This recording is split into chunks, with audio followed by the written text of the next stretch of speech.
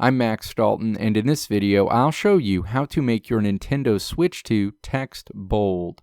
As an added bonus, I'll also show you how to make your text bigger as well. Step 1. Navigate to your Switch 2 home screen and then click the System Settings icon in the menu on this screen.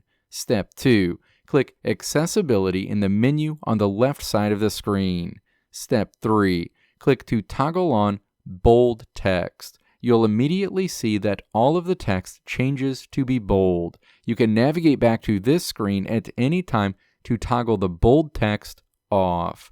Alternatively, if you want to make all of the text on your Nintendo Switch 2 larger, you can easily do that in this section by clicking Text Size to open a menu and then choosing either Large or Maximum. You'll see your text size adjusted immediately. Let me know if this video helped you out in the comments below. If you liked what you saw here, click the video links on the right side of the screen to check out another video.